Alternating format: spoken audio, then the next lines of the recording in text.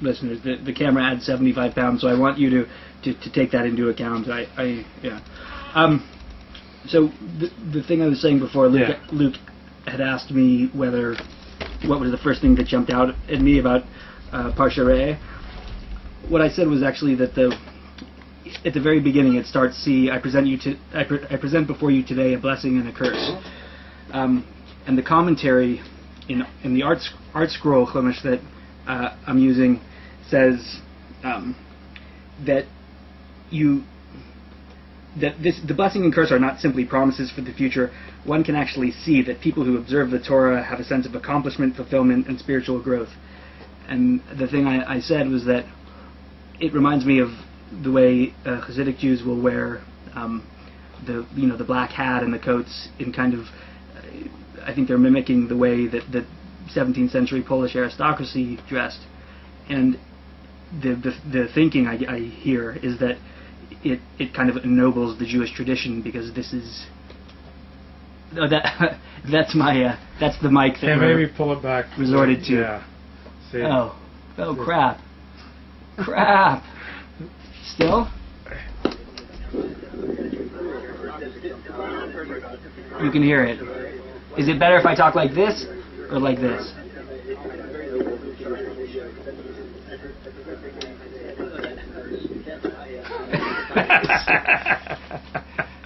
So maybe like 4 inches. Okay, alright. Sell. Alright. So I guess we'll do our best. Yes. Alright, well, as I was saying, the beginning of the Parsha, where it says that Moshe Rabbeinu is presenting us today with both a blessing and a curse. Shit. I've said it twice. I'll just cut to the chase.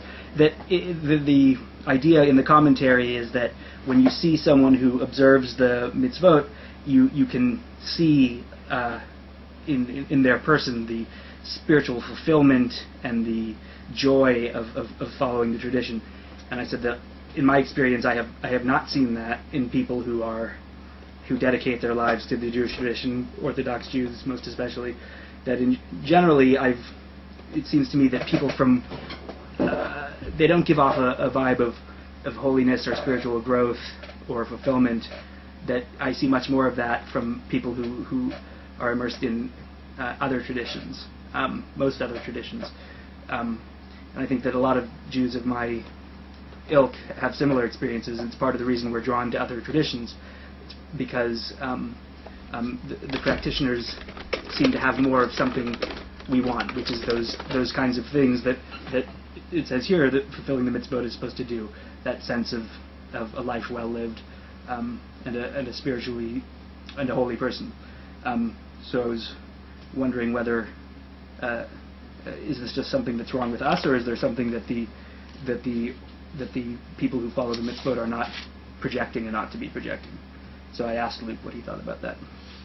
I tell you what, there's something not a lot of feeling in the ethos that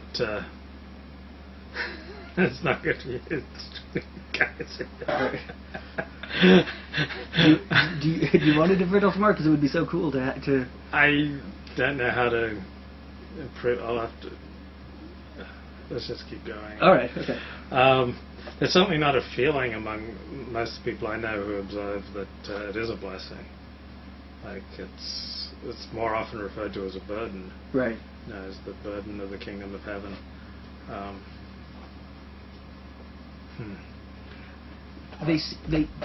They seem, when he is sweating back. Joshua, don't take it personally. I always do this.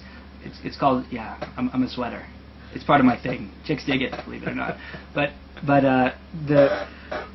they refer to it as a burden, but it's a burden that the word burden, like it's like the yoke of Torah. They consider it's kind of like there's a great dignity in assuming this yoke, and that for Jews who are not interested, then for some reason you're not up to it. You're not up to accommodating the sturdy yoke of Torah.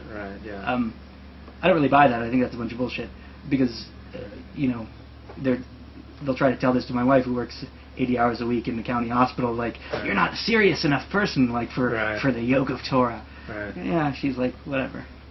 Yeah, I mean, and I think a lot of us feel that way. We're serious. We're willing to be serious about things that are worth being serious about. We're just not persuaded that the Jewish tradition, as it's been presented to us anyway, is one of those things. Right. Huh. But we're open to being persuaded. Well, it definitely says it's a blessing and a curse. So the commandments are a blessing. So it doesn't say it's a blessing or a curse. It says it's a blessing and a curse. So it's both a burden and a blessing. So it's not either or. It's both. It's both. Which, but it does seem that the blessing comes from observing the Torah, the mitzvot, and the curse is in straying. Right. That's what it says, isn't it? Yeah.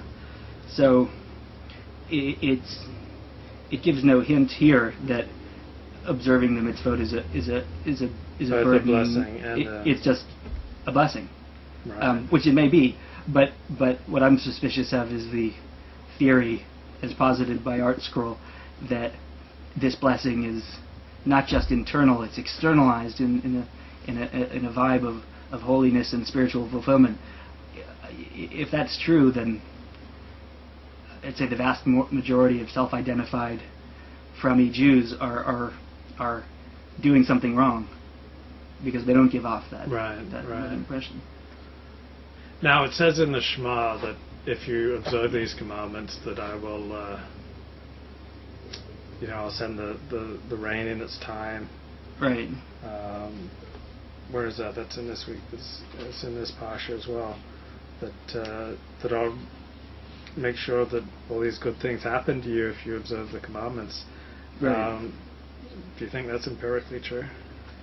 Well, it's interesting. I mean, I guess that's open to debate. I mean, then that's kind of one of the neat things about Judaism, I guess, is that when I actually blogged about this on Juicy the other week, when bad shit happens to you, well, you must have done something wrong. You must have violated the mitzvot in some way, and then all the implicit and explicit threats in the scripture about what happens to you if you do that have been realized.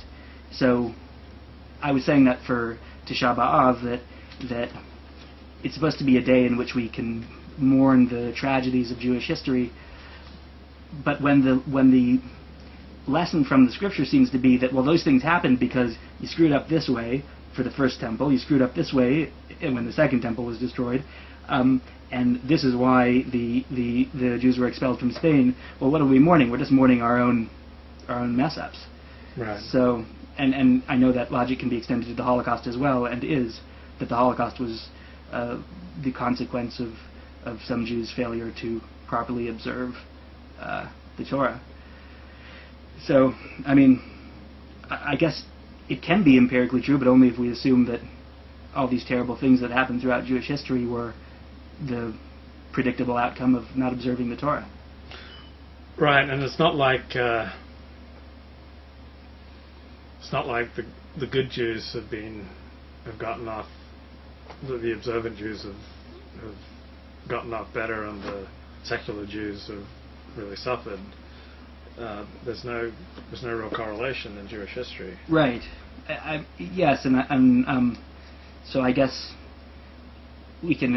one possible hypothesis then is that even those Jews who have claimed or have attempted to observe the Torah have just done a piss poor job of it, such a poor job that they are actually not they're in just as egregious a violation of the Torah as secular Jews. So if that's true, then I think that would necessitate a really wholesale rethinking of the way in which Rabbinic Judaism tries to live out the Torah. Right. Because they would seem to be really screwing it up if that's true. Another thing that jumps out at me is that it's so clear that the Torah was given for Jews to observe in the land. Yeah. It's, Right. it's very Israel centric.